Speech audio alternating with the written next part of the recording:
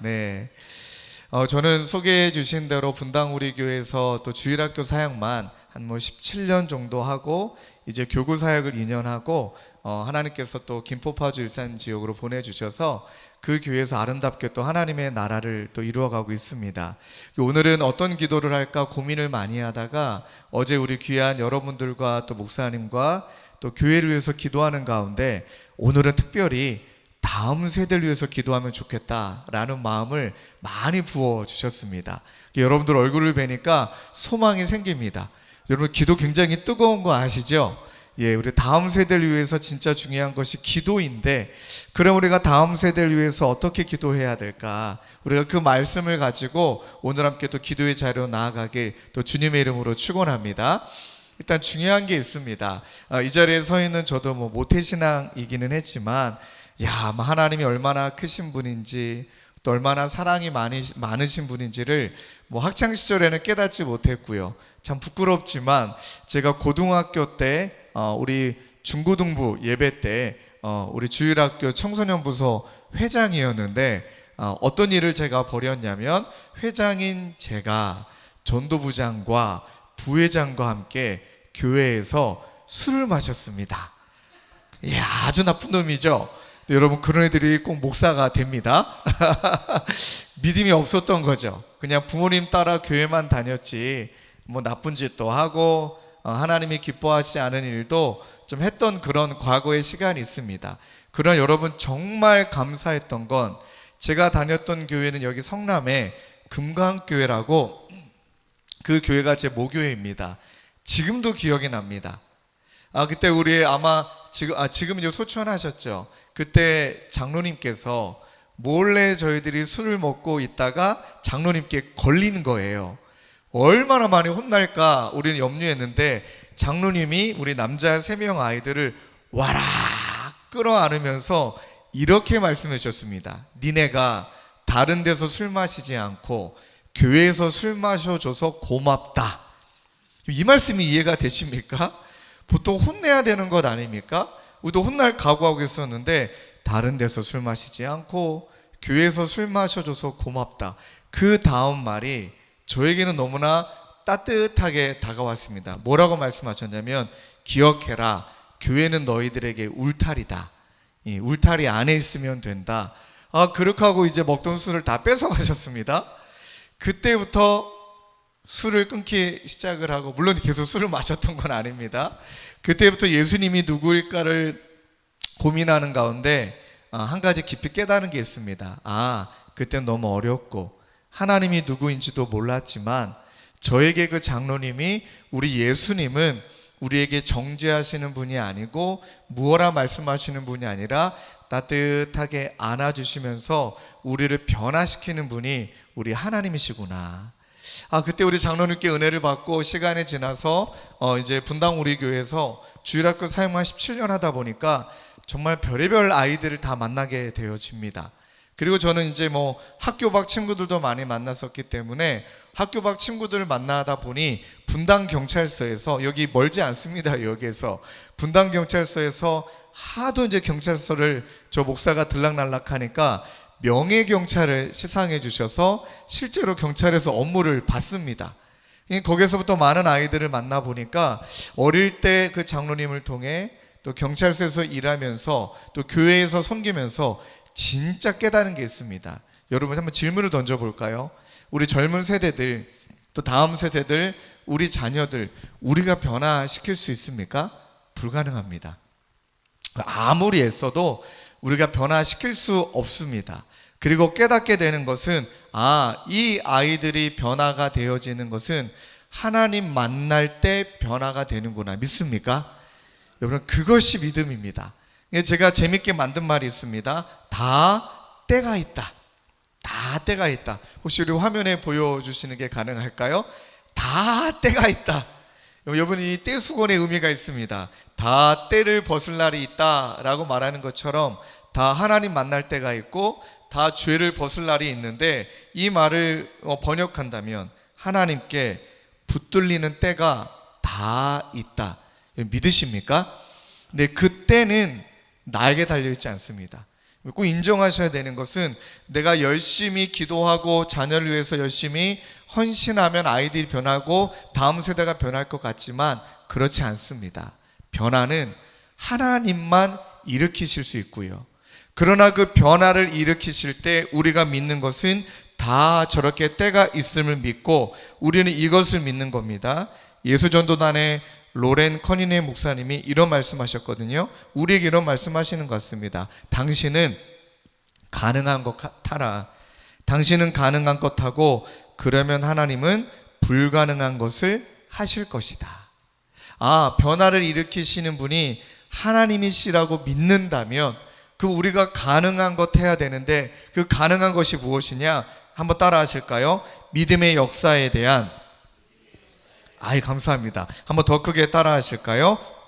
믿음의 역사에 대한 확신, 사랑의 수고에 대한 헌신, 소망의 인내에 대한 소신. 이것은 우리가 하는 것입니다. 변화는 하나님이 일으키시지만 그 변화를 일으키시는 하나님의 손길 가운데 저와 여러분들이 잊지 말아야 되는 것은 반드시 하나님이 우리 다음 세대들, 우리 자녀들, 우리 손주, 손자, 손녀들 하나님이 반드시 만나 주신다라는 확신, 이것은 우리 것인 줄로 믿습니다. 그리고 또 한 가지, 하나님께서 이 귀한 교회에 보내주신 다음 세대들 위해서 우리가 마음껏 사랑으로 헌신해야 되는 이 수고에 대한 헌신이 필요하고요. 마지막 세 번째는 이 소망을 잃어버리지 않는 소신이 필요하다. 저도 청소년 사역하면서 참 많이 들었던 이야기가 뭘 그렇게 네 돈 써가며 뭘 그렇게 네가 희생해가며 그렇게 아이들에게 애쓰냐. 애들은 모른다, 고마워하지도 않는다, 변하지도 않는다, 그런 이야기, 회의가 찾아올 때가 있습니다.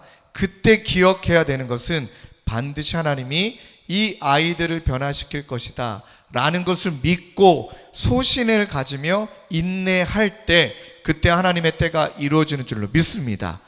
우리는 이런 마음을 가져야 되고 다음 세대들, 우리 이 자리에 벌써 2명의 아이들이 앉아있는데 기적입니다. 이 자리에 새벽에 나왔다, 둘 중에 하나이죠. 엄마에게 끌려왔거나 아니면 이제 본인이 마음을 가지고 왔거나, 중요한 건 어떻게 왔는지는 중요한 것 같지 않아요? 이 자리에 앉아있는 게 진짜 대단한 겁니다. 근데 우리 다음 세대들과 저와 여러분들이 하나님의 역사를 경험하려면 한 가지 또 해야 되는 게 있습니다. 이 다음 이미지를 한번 보여드릴까요? 여러분 졸리실까봐 이미 이미지를 많이 좀 가지고 왔는데 저 이미지가 너무 중요합니다. 언제 하나님의 역사를 우리가 경험하게 될까? 언제 우리가 하나님의 은혜를 경험하게 될까? 여러분 앞에 나와 있는 이미지처럼 하나님이 목회자를 통해서나 하나님이 여러분들이 말씀을 통해서나 하나님이 분명히 우리에게 말씀하시는데 하나님의 말씀이 잘 들리게 하려면 일단 내 안에 있는 내 고집도, 내 생각도, 내 기준도 내려놔야 된다. 또 한 가지, 세상이 말하는 소리도 내려놔야 된다. 이게 참 잘 안 됩니다. 저도 개척한 지 2년 반이라는 시간이 지나가면서 왜 하나님의 음성이 들리지 않을까? 왜 하나님의 말씀에 사로잡히지 않을까? 저 이미지를 통해 정답을 찾았습니다. 저와 여러분들이 하나님의 말씀에 사로잡히지 못하는 이유는 예배도 드리며 말씀도 듣고 큐티도 하며 말씀도 듣고 우리가 성경 통독하면서 말씀도 듣는데 하나님의 말씀의 소리가 들리기는 하지만 내 마음의 소리도 너무 커요. 이렇게 해야 된다, 저렇게 해야 된다. 내 기준에 내 속마음에 있는 소리가 너무 크게 들리다 보니까 하나님의 말씀의 소리, 내 마음의 소리, 또 한 가지 세상의 소리까지 크게 들리거든요. 이렇게 해서는 안 된다. 우리 다음 세대의 아이들로 말한다면 나는 안 된다, 나는 못할 것 같다, 나는 자라낼 수 있는 힘과 능력이 없다. 내 마음의 소리도 크고 또 세상도 말해요. 너 그래서는 안 된다, 너 주일날 교회 가면 안 돼, 공부해야지, 지금 때가 어느 때인데 네가 지금 교회를 가니. 그런 세상의 소리와 내 소리와 하나님의 말씀의 소리가 다 크게 들리니까 안 들리는 거예요. 그 소리가 섞여서. 여러분 믿음이라는 게 무엇일까? 하나님의 말씀의 소리만 들리도록 이렇게 새벽에 나와 내 마음의 소리도 말씀 앞에 다 줄이고 세상의 소리도 하나님의 말씀 앞에 다 줄이게 될 때 하나님의 말씀만 들리게 되는 줄로 믿습니다. 그러면 어떻게 되느냐? 말씀 붙들고 기도하면 어떤 상황이든 그 상황이 하나님을 만나고 경험하는 은혜의 때가 되게 하시는 줄로 믿습니다. 그 말씀이 능력을 붙들고 기도하게 되면 그 상황이 어떠한 상황이든 하나님을 만나며 경험하게 되어진다. 그래서 오늘 이 시간 세 가지를 붙들고 저희들이 기도하기를 원하는데, 첫 번째는 함께 따라 하실까요? 하나님의 자녀됨을 누리며 살아감.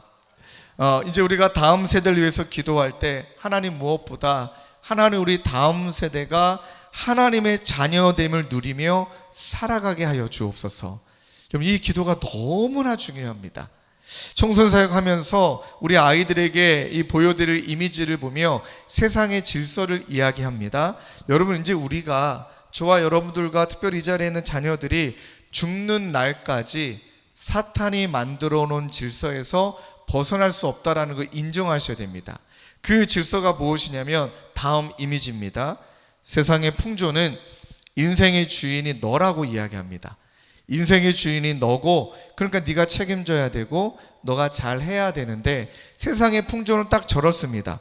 조건과 자격의 선을 딱 아이들 앞에 그어 놓습니다. 그리고 다음 세대에게 이렇게 말합니다. 넌 여기까지. 여러분도 인정하셔야 되는 게 세상의 질서가 만만치가 않아요. 조건과 자격의 선을 딱 긋고 말해요. 넌 여기까지. 그래서 이 다음 세대들이 저 선을 높여야 더 많이 누릴 수 있으니 발버둥을 칩니다. 저도 여러분 여기 용인에서만 이제 7년 살다가 파주로 이사를 갔는데, 저는 19년 동안 한 교회만 있었기 때문에 19년간 사역하면서 송림중고등학교라는 학교에 교목을 9년 했습니다. 그 학교는 미션 스쿨입니다. 그런데도 불구하고 아이들을 바라보며 정말 마음이 아플 때가 있습니다. 여러분, 학교에서 아이들이 서로의 이름 부르는 줄 아십니까? 아니에요. 제일 마음이 아플 때 다 이름이 있는데 애들이 이렇게 말합니다. 국어 잘하는 애, 수학 잘하는 애, 1등급, 쟤는 서울대 가래, 쟤는 연고대 준비하는 애, 이렇게 다 그렇게 얘기합니다. 이름도 없습니다. 그리고 아이들을 평가합니다. 제가 있었던 송림중고등학교도 솔직하게 말씀을 드리면 1등부터 50등까지 잘라요. 그리고 그 50명은 좋은 독서실을 공짜로 줍니다. 그리고 죄송한 이야기인데 51등부터 나머지 몇백 명 애들은 별로 관심 갖지 않습니다. 왜요? 서울대 연고대는 그 50명 안에 갈까 말까 하니까 공부 잘하는 애들을 평가하죠. 비교하죠. 그 다음에 구분 짓습니다. 그리고 차별합니다. 이게 세상입니다. 진짜 잔인하지만 이게 세상인데, 여러분 마음에 와닿지 않을까봐 한번 우리가 머릿속에 한번 떠올려 볼까요? 넘겨주시죠. 이미지를 한번 보여주실까요? 클릭해 주실까요? 또 한번. 두 종류의 차가 있습니다. 여러분들이 오른쪽과 왼쪽에 차가 있는데 어떤 차를 갖기를 원하십니까? 여러분들의 자녀가 둘 중에 어떤 차를 갖기를 바라십니까? 모르기는 몰라도 오른쪽일 겁니다. 좋은 차이니까. 근데 제 이야기가 아니라 세상은 뭐라고 말하냐면 이렇게 말합니다. 오른쪽에 차를 가지고 싶다고 하면서 이렇게 말합니다. 네 주제에 이게 세상이라는 거예요. 돈이나 있어? 너 성적은 돼? 능력은 돼? 너희 집에 돈은 있어? 이게 세상의 기준입니다. 우리 여자애들에게는 여러분들의 딸들, 손녀들이 이제 결혼하게 된다. 근데 결혼하게 됐을 때 이제 아마 그 손녀가 맞이하게 될 이제 그 신랑이 있지 않을까요? 그럼 이제 프로포즈를 할 거예요. 프로포즈를 할 때 여러분들의 딸들이, 여러분들의 손녀가 그 남자에게 어떤 반지를 받기를 원하세요? 이미지를 보여주실까요? 2만 원짜리 은반지, 50억짜리 다이아. 예. 당연히 50억짜리 다이아를 받기를 원하실 거예요. 근데 여러분, 제 말이 아닙니다. 세상은 여러분들 손녀에게, 또 여러분들에게 뭐라고 말하냐면 네 주제에, 네 얼굴에, 네 스펙에, 네 가정의 백그라운드에, 이게 세상입니다. 서글프죠. 정말 서글픕니다. 이거는 이 세상에 딱 자리 잡혀 있는 질서입니다. 한 번 더 여러분들의 손녀가 이제 나이가 됐어요. 근데 결혼해야 돼요. 근데 둘 중에 한 남자하고만 결혼해야 돼요. 근데 이 남자는 나이가 같습니다. 여러분 누구랑 결혼시키길 원하세요? 넘겨주실까요? 예, 누구세요? 예, 오른쪽은 저고요. 왼쪽은 그 유명한 탤런트 공유입니다. 공유. 예. 만 모르기는 몰라도 여러분들이 돈 많고 능력 많은 공유랑 결혼시키기를 원하겠죠. 돈 없는 목사랑 누가 결혼시키길 원하겠습니까? 그런데 그거 아세요? 공유는 여러분들의 손녀에 관심도 없어요. 왜요? 돈 많은 사람이거든요. 제가 왜 일부러 이런 이야기를 드리냐면 실제로 공유 씨를 제가 만났거든요. 그분을 제가 12번 성경 공부를 해드린 분이 바로 저분입니다. 저랑 동갑이에요. 딱 처음 만나는 순간 깨달았던 건, 아, 하나님은 불공평하시다. 나는 왜 이렇게 키가 작고 같은 남자가 봐도 왜 이렇게 잘생겼고 멋있는지. 그리고 이제 마지막에 12번 성경 공부가 끝나고 이분이, 목사님 아내분하고 아이를 좀 데려오시면 식사 대접하고 싶다. 저의 아내를 데리고 가면 그 다음부터 제가 시달려야 될 시간이 싫어서 아내를 안 데리고 갔습니다. 막 비교할까봐. 근데 우리 아들을 데리고 갔습니다. 그리고 밥을 먹고 집으로 돌아가는 길에 이 공유 씨의 차를 우리 아들이 또 봤어요. 공유 씨는 이렇게 손을 빠이빠이 하는데, 그 차는 어떤 차인지 말하고 싶지도 않습니다. 몇 억짜리 차입니다. 이제 그리고 집에 가는데 제가 아들에게 질문을 던졌습니다. 우리 아들 이름이 찬유인데, 찬유야, 너에게 선택권이 있다. 공유랑 아빠랑 네가 아빠를 선택할 수 있는 권한이 있다면 넌 누구를 선택할 거니? 그러면 이 아들이 당연히 공유라고 말할 줄 알았어요. 근데 고민하지도 않고 이 아이가 했던 말이 무엇이냐면, 아빠지, 그러는 거예요. 저를 선택해 준 거예요. 이야, 복음을 만난 것보다 더 기쁘대요. 저를 찾아줬습니다. 그럼 여러분 질문해 봐야 되잖아요. 야, 너 봤잖아. 키도 크시고 뭐 잘생기기도 했고 돈도 많고. 야, 그럼 너 만약에 네가 저 집안의 아들로 간다면 너 많은 걸 누리지 않겠니? 근데 얘가 그냥 다음 했던 말이 정말 복음에 대한 이야기를 명확하게 해주는 것처럼 들리더라고요. 아빠니까 아빠지. 여러분, 이게 어떻게 들리실지 모르겠지만 세상에 만든 조건과 자격 때문에, 아마 여러분들도 그것 때문에 여러분들 자녀들 많이 채근하지 않으셨을까요? 너 그래가지고 어떡할래? 너 그래가지고 너 어떻게 너 이 돈 벌고 살아야 되는데 어떡할래? 그런 염려와 두려움들도 여러분들 많으셨을 겁니다. 근데 잘 들으십시오. 그 세상에 만들어 온 조건과 자격의 선을 부실 수 있는 이 세상에 있는 기준은 아무것도 없어요. 그런데 조건과 자격의 선을 유일하게 부실 수 있는 법칙이 있는데, 그 법칙이 여러분 관계의 법칙이에요. 관계의 법칙. 아버지는 절대 아들을 버리지 않는다. 그리고 아들은 누가 뭐래도 아버지를 찾는다. 예를 들어 볼까요? 이 자리에 여러분들의 손녀가 있고 손자가 있고 아들과 딸이 있잖아요. 그들을 위해서 제가 만약에 죽어야 된다면 전 절대 죽지 않습니다. 제가 왜 죽습니까? 여러분들의 손자와 손녀를 위해 절대 저는 희생할 마음도 없습니다. 그러나 만약에 여러분들이 저에게 당신의 아들을 위해서 목사님 죽을 수 있습니까? 고민하지 않고 죽습니다. 여러분, 그게 관계의 법칙이에요.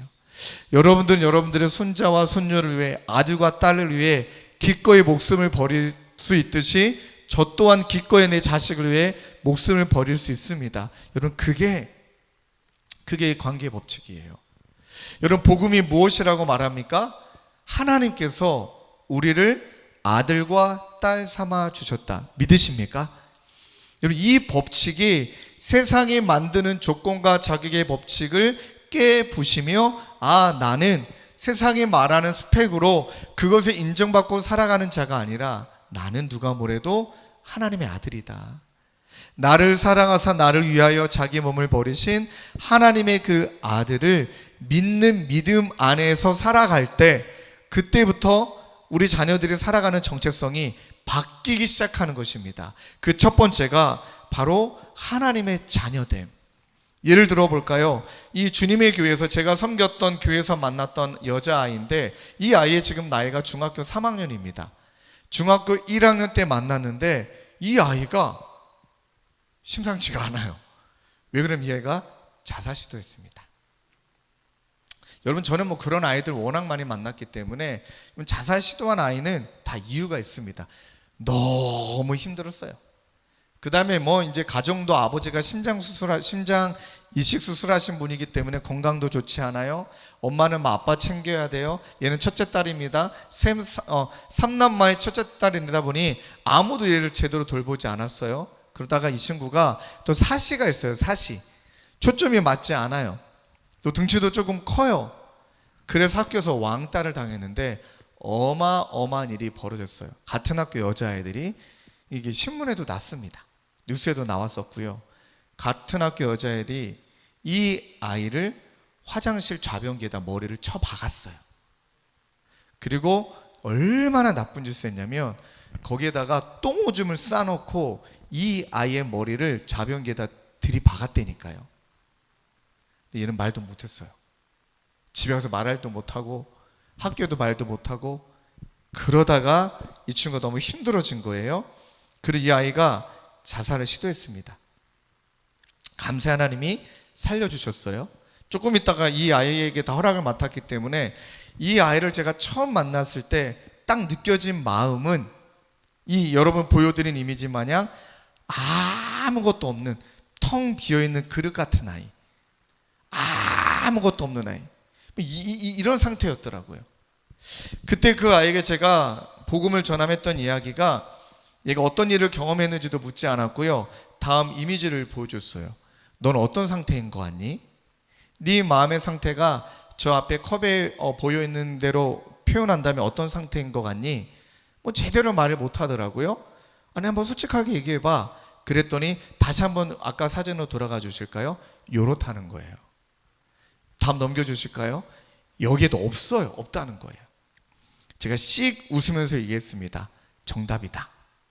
너 완전히 비어있다. 근데 세상의 기준은 비어있고 얼마나 내가 부족하고 얼마나 내가 없느냐라고 말하는 게 세상인데, 신기하다.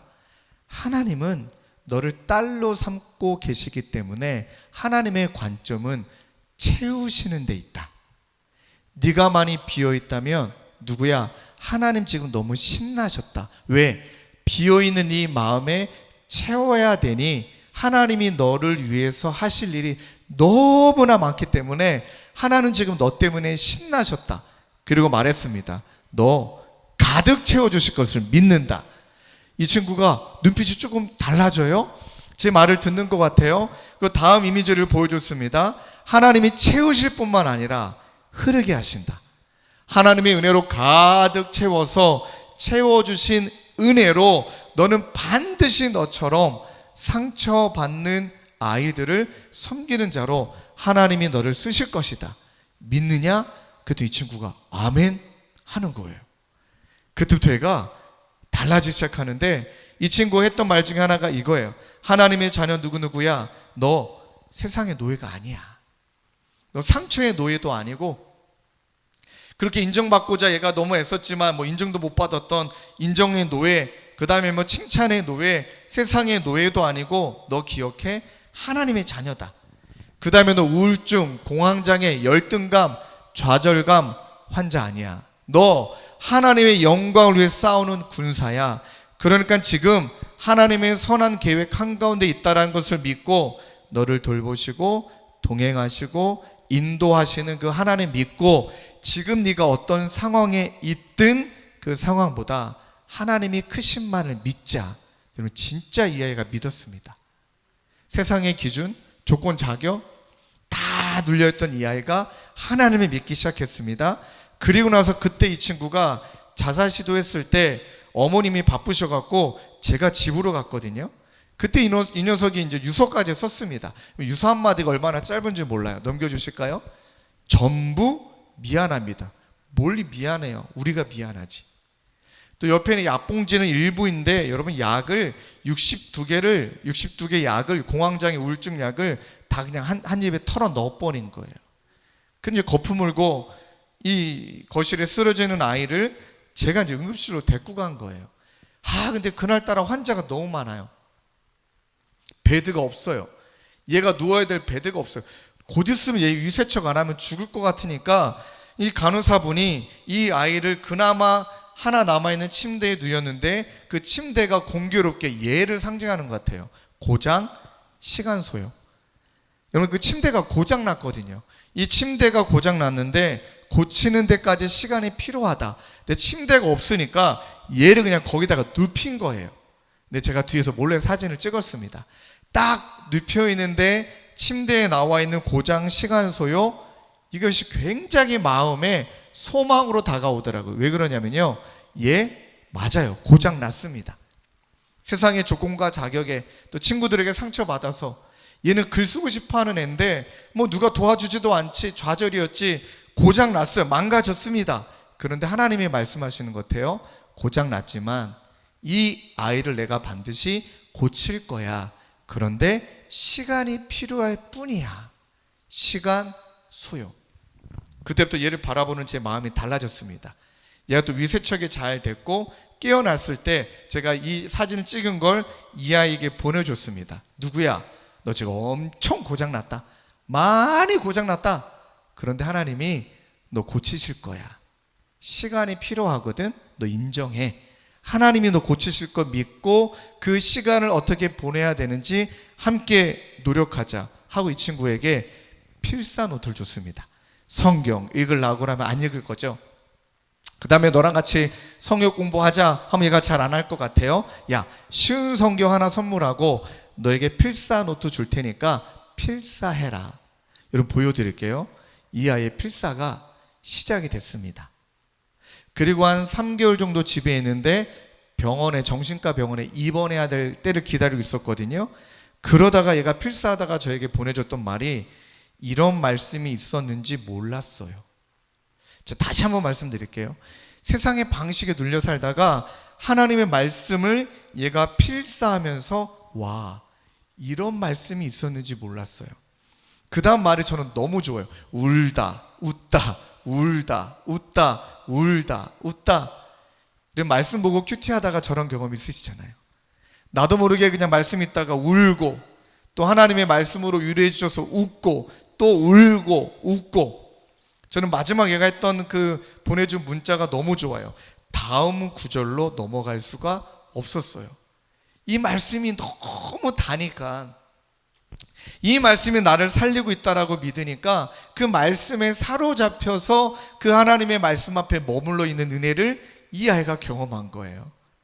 이 친구가 입원할 때 제가 대다 줬거든요. 이 마지막 이미지를 보여드리면 이 친구가 이제 입원할 때 121동 1병동에 입원할 때 제가 이제 가서 사진 찍을 때 빠이빠이 하면서 이제 이 친구 열심히 이제 치료받고 와라. 근데 이 친구가 병원에 입원할 때 저한테 선물해달라고 욕을 하더라고요. 뭔 선물할까? 그냥 필사 노트를 20권 정도만 사달래요. 제가 야, 너무 많다. 너 병원에 뭘 그렇게 오래 입원해 있으려고 하니 20권을 쓰려면 오래 걸린대. 그러지 말고 너 빨리 치료받고 나와라. 그랬더니 웃기만 해요. 20권은 필사 노트가 제가 들고 있는 저 가방 안에 들어있는 거거든요. 이제 놀라운 일을 알려드릴게요. 병동에 들어갔어요. 들어가 보니 자기처럼 힘들어서 정신과 병원에 입원한 여자 언니들 동생들이 자기 포함해서 10명 있더래요. 10명 있더래요. 얘가 들어가서 같은 병실에 입원해 있는 친구들에게 얘가 다가가 뭐라고 말한 줄 아세요? 언니 힘들지? 나도 힘들다? 근데 내가 이거 하면서 변화됐다? 하고 필사 노트를 걔한테 선물한 거예요. 그리고 그 10명에 있는 정신과 병동에 입원해 있는 아이들이 얘 때문에 매일 필사를 시작했어요. 무슨 영화에 나올 법한 이야기가 아닌가요? 정신과 병원에 입원한 여자애들이 이 아이 때문에 필사의 노트를 시작하는 거예요. 하루, 이틀, 모두가 필사 노트 하고요. 그 다음에 얘네들을 돌봐주는 간호사 선생님에게도 선생님도 힘든 거 있지 않나요? 선생님도 필사하시라고. 심지어 이 담당하고 있는 의사분에게도 우리랑 같이 필사하시자고 하고요. 이 정신과 병동에 입원한 121병동에 모든 사람들이 필사를 했어요. 그 인증샷을 찍어서 얘가 저에게 보내준, 이렇게나 많이 모든 분들이 필사하신 거예요. 그리고 나서 하나님께서 이 필사 노트했던 그 사진을 보여주고 싶은데 그러지는 못하고, 이 여자아이가 같이 필사했던 분들 중에 4명을 우리 주님의 교회로 데리고 왔어요. 그분들이 지금 저희 교회에서 신앙생활 해요. 4명 중에 2명은 또 같은 청소년부예요. 청소년부에서 맨 앞에서 찬양하고 하나님을 예배하는 아이들로 변했어요. 그때 진짜 깨달았습니다. 하나님의 말씀, 그 말씀에 사로잡히니 세상의 기준에 눌려 사는 것이 아니라 하나님의 자녀됨을 믿고 하나님의 사랑을 누리며 살아가는구나. 우리가 꿈꾸고 기도하기를 원해요. 하나님, 우리 자녀들, 손주, 손자가 하나님의 말씀 붙들고 하나님의 자녀다움으로 그 믿음으로 살아가는 우리 다음 세대 되게 하여 주시옵소서. 두 번째 우리의 기도는 따라 하실까요? 열정의 예배자. 오늘 여러분들이 나와서 찬양하고 기도했던 것처럼 우리가 꿈을 꾸는 겁니다. 이 교회에 나와 예배하는 다음 세대들이 하나님을 마음을 다해 예배하는 열정의 예배자가 되게 하여 주옵소서. 하나님을 예배하지 않으면 반드시 다른 것을 예배하고자 합니다. 돈을 예배하든지 정말 성공을 예배하든지. 저는 그런 아이들 너무나 많이 만났고, 제가 섬기는 교회에서도 교회는 나오지만 가만히 보면 저분은 하나님 예배하는 게 아니라 성공을 예배하고자 하나님을 이용하시는 성도들이 너무 적지가 않더라고요. 마음이 아파요. 그냥 성공이에요. 기복주의 신앙. 근데 거기 하나님을 이용할 뿐입니다. 아니요. 하나님 예배한다는 것은 여러분들 보여드리는 이 이미지를 보면 이해하실 겁니다. 처음에 내 관심과 기대감과 하나님의 관심과 기대감에 전혀 교집합이 없어요. 그냥 달라요. 하나님의 관심이 내 관심도 아니에요. 근데 어떻게 바뀌냐면 하나님의 관심과 내 기대감이 조금씩 겹쳐지는 거예요. 이렇게 하면 하나님이 기뻐하시겠다. 또 이러면 하나님이 좋아하시겠다. 하나님의 관심은 어디에 있을까? 하나님의 기대감은 어디에 있을까? 그러면서 마지막 보여드린 이미지처럼 이렇게 살아가려고 몸부림치는 것이 예배자인 거예요. 이렇게 살아가는 건 불가능합니다. 우리는 죄인이기 때문에. 그러나 주님이 부르시는 그날까지 나의 삶을 통해, 우리 교회를 통해 하나님의 관심과 기대감이 어디에 있는지, 하나님 당신의 기대감이 나의 기대감이, 당신의 관심이 나의 관심이 되며 그렇게 살기를 원합니다 라고 끊임없이 몸부림치는 것이, 그게 예배자입니다. 그래서 사랑하는 우리 귀한 성도님들, 저와 여러분들이 기도할 때 하나님, 우리 다음 세대들은 하나님 저것이 삶의 이유와 목적이 되어서 하나님만을, 예수님만을 바라고 예수님을 위해 나의 초점을 주님께 맡기고 그렇게 예수 믿는 청소년, 예배자가 되게 하여 주시옵소서. 그 기도를 반드시 하나님께서 응답하여 주실 것을 믿습니다. 여러분, 그러면 우리 시간상 넘어가겠지만요, 마지막 딱 한 가지 이렇게 되어집니다. 좀 넘겨주시고 우리 독서실 사진 하나만 올려주실까요? 다음 세대 아이들이 한번 이렇게 넘겨주시면 뿌이하고 있는 사진 있습니다. 이 사진 말고 좀 더 위로 올라가시면 손가락 뿌이, 이 사진. 이제 저 아이가 지금 이제 31살이 됐습니다. 근데 저 아이는 지금 목사입니다. 그리고 저 아이는 지금 저희 교회에 있습니다. 분당 우리 교회 때 너무나 힘들었던 중등부였던 저 아이가 아까 보여드렸던 하나님의 기대감이 나의 기대감을 맞추고 나는 열심히 공부하겠다. 난 열심히 최선을 다하겠다.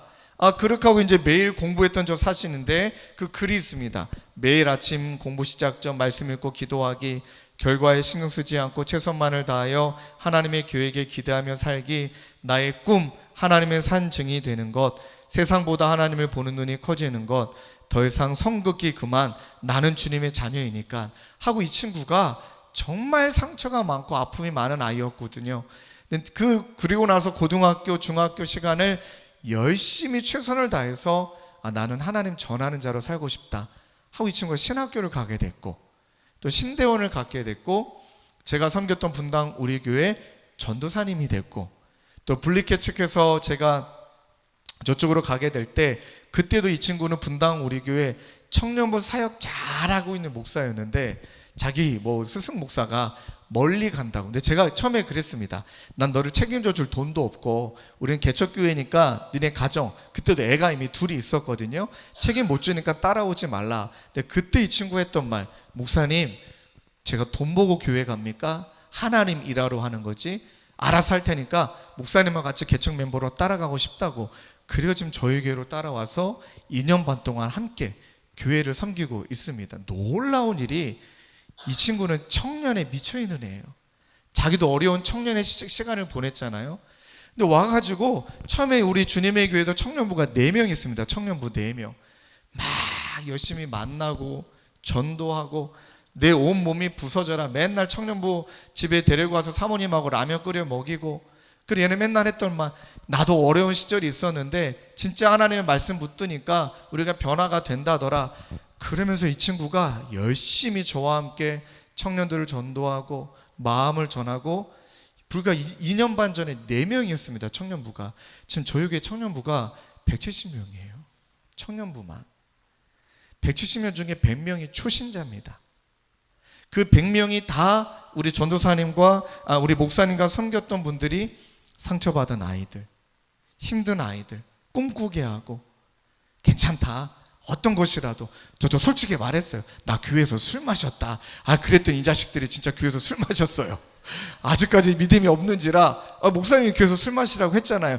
야, 그 말은 아닌데 하고 교회에서 자기들끼리 술 마시다가 저한테 걸렸거든요. 그때 장로님이 생각이 나더라고요.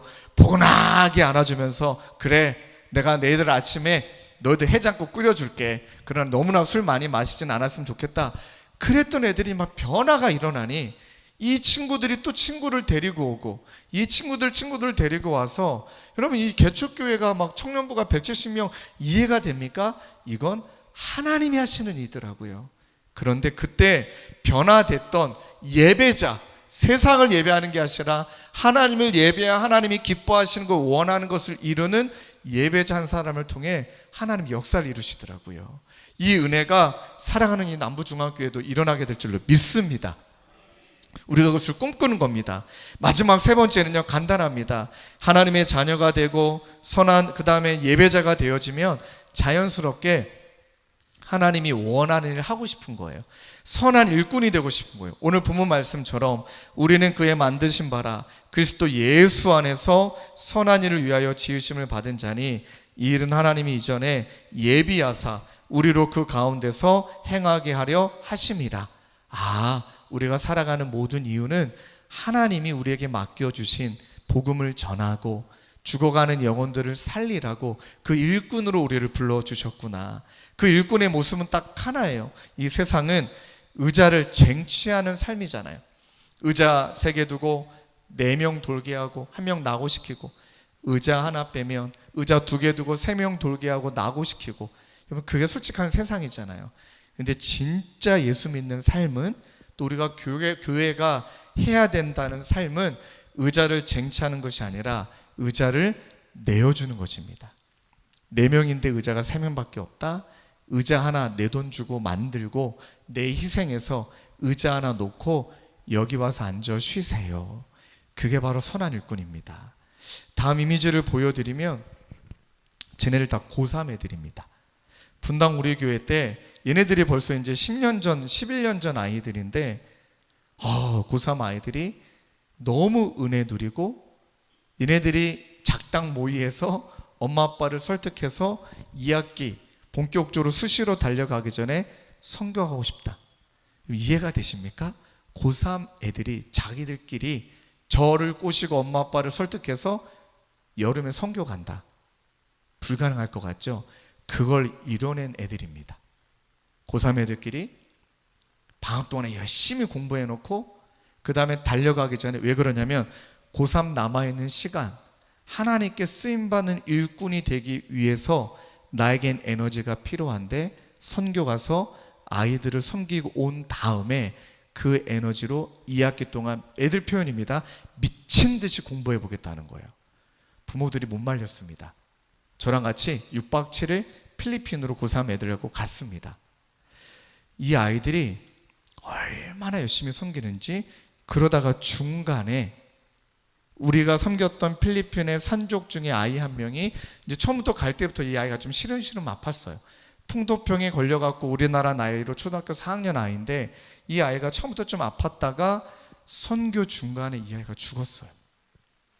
그래서 우리 모든 선교팀 아이들이 그 아이의 장례식에 동참을 한 겁니다. 장례식이 끝나고, 거기 장례는 마을 회관에서 장례를 치르거든요.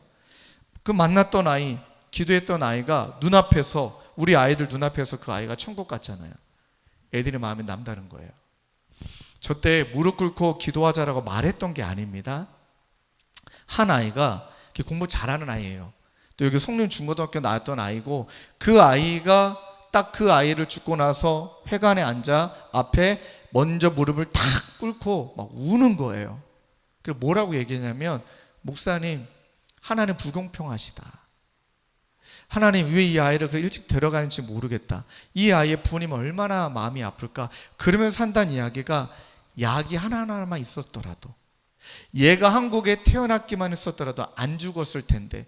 그랬던 말이, 그래서 하나님이 그 아이를 위해서 나를 공부시키고 내가 열심히 공부해야 되는 일을 알 것 같다고. 이 아이가 원래는 법대 가는 게 꿈이었어요. 갑자기 얘가 꿈을 바꿨어요. 목사님, 저 의대 가렵니다. 다른 아이들이 막 이 아이에서 기도해 주는데, 그래, 하나님이 너에게는 공부를 잘할 수 있는 은사를 주셨으니까 공부 열심히 해서 의사가 됐으면 좋겠다. 막 우는 거예요. 그렇다 옆에 있는 몇 명의 아이들이 또 불쑥 일어나더니, 얘는 공부를 잘하는 아이도 아닌데 갑자기 하는 이야기가, 저는 남을 섬기는 거 좋아하니까, 얘만큼 나는 공부를 잘하지 못하지만 난 섬기는 거 잘하니까 난 열심히 남아있는 시간 공부해서 나는 간호사가 되겠다. 얘가 의사가 될 때 그 옆에서 내가 잘 도와주겠다. 와, 세상의 기준 다 무너졌어요.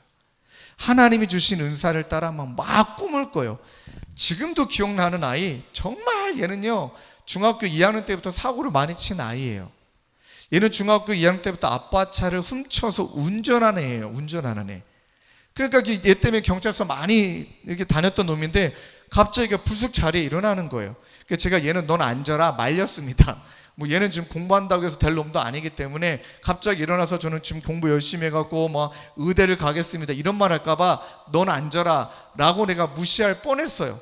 근데 얘가 일어나길래, 눈치가 있길래, 너는 왜 일어났니? 그랬더니 요즘 웃을 만한 이야기지만 저는 그때 그 이야기가 너무 저한테 심장 뛰게 했거든요. 목사님, 저는 운전을 잘합니다. 갑자기 이러는 거예요. 잘하지. 너 운전 때문에 지금 경찰서 내가 몇 번 왔다 갔다 했니? 얘가 한다는 이야기가, 의사가 되고 저 친구가 간호사가 되면 누군가는 앰뷸런스 운전해야 되지 않겠습니까? 자기가 운전하겠다는 거예요. 그 말에 막 제 심장이 터질 것 같더라고요. 그리고 이 아이의 현재 직업이 뭔지 아세요? 우리나라 프로 카레이서예요. 은사가 됐더라고요. 아, 얘가 운전이 은사였구나. 그리고 말씀드릴게요. 아까 말했던 아이들이 지금 사진입니다. 이 고3 애들의 지금 사진이에요. 저는 저 사진이 저에게 면류관인데, 오늘 너무 설교가 길어져서 죄송하지만 저 중에 의사가 되겠다고 말했던 애가 제일 가운데 있는 여자예요. 지금 다 애들이 지금 29살 됐거든요. 그 다음에 그 옆에 있는 여자애 또한 간호사. 다 의사 간호사가 아니에요. 그 옆에 있는 애는 또 물리치료사. 아까 말씀드린 대로 저기 하트 이렇게 하고 있는 아이 보이십니까? 저놈이 카레이서. 저놈이 카레이서예요. 그리고 코로나 끝나자마자 자기들끼리 선교회를 만들었어요. 그리고 작년에도 고3 때 자기들이 갔던 필리핀 선교지를 작년에 갔다 왔고요. 올해도 자기들끼리 모여 선교지를 갔다 왔고요. 하트 뿅 하고 있는 이 녀석이 하는 일은 선교지에서 운전합니다. 선교팀 나르고 산골 마을을 올라가는데, 저도 기억나요. 길이 보통 험한지 않아요. 쟤 없으면 안 돼요. 운전 잘하고 있는 쟤 없으면 안 되고, 어떤 애는 물리치료사. 그 다음에 제가 물어봤어요. 근데 너는 왜 가운 입냐? 너는 가운 안 입어야 되는 거 아니냐? 그랬더니 얘기했던 말, 저는 앰뷸런스 운전사입니다 하고 자기들끼리 은사를 따라 지금 누구보다도 행복하게, 누구는 의사가 됐고, 누구는 간호사가 됐고, 누구는 운전하는 사람이 됐고, 누구는 약사가 되어지고. 저는 저 사진 보면서 저 꿈을 고3 때, 그것이 믿음이 있었는지 없었는지는 모르겠지만 제가 꿈을 선포했지만 실제로 저 꿈을 자신들의 꿈으로 여기고 하나님 앞에 선한 일꾼 되고자 달려갔더니 지금 그 자리에 아이들이 서 있더라고요. 분당 우리 교회에서 굉장히 유명한 아이들이 됐습니다. 왜 그럴까요? 후배들이 저 아이들 보니까 또 꿈을 꾸는 거예요. 나 공부 못하네? 그렇다고 하나님은 쓰지 않는 게 아닌 거네? 그럼 나는 뭘까? 하고 심지어 카레에서 쟤를 찾아가가지고 저도 운전에 조금은 은사가 있는 것 같은데 형 도와주면 안 될까요? 야, 동생들 도와주고. 여러분, 이것이 선순환 되어지는 것이 믿음의 전승이요. 이 선순환 되기 위해 끊임없이 기도해야 되는 것이 바로 저와 여러분들인 줄로 믿습니다. 여러분, 너무 설교를 잘 들어주시니까 길어지잖아요. 여러분, 왜 이렇게 말씀을 잘 들으십니까? 그 마음인즉 여러분들은 꿈꾸는, 우리 다음 세대가 꿈꾸기 위해 그 꿈을 위해 기도하는 저와 여러분들 되시는 줄로 믿습니다. 이 시간 말씀을 붙들고 함께 좀 기도하기를 원해요. 아버지 하나님, 우리가 다시 한번 꿈꾸기를 원하는데 그 꿈은 사랑하는 아버지 이 귀한 교회에 맡겨주신 다음 세대가 하나님 앞에 자녀로, 하나님 앞에 마음을 다해 예배하는 예배자로, 그리고 자신을 위해 살아가는 것이 아니라 하나님께서 만드신 그대로 선한 위를 위한 일꾼으로 쓰임받기 위해 그렇게 기다려주고 사랑해주고 섬겨주며 그렇게 다음 세대들을 주님 앞으로 세워가는 하나님 복된 우리 모두가 될 수 있도록 주님 인도하여 주시옵소서. 우리 그 마음을 가지고 우리 목사님 나오실 때까지 우리 한 목소리로 함께 합심하며 기도하겠습니다. 기도하시겠습니다. 하나님 아버지 감사합니다. 아버지 하나님, 오늘 이 새벽에 우리 모두를 이 자리로 불러주신 것 감사합니다. 아버지 하나님, 마음을 주님 앞에 올려드리기를 원합니다. 하나님, 마음을 주님께 드리기를 원합니다.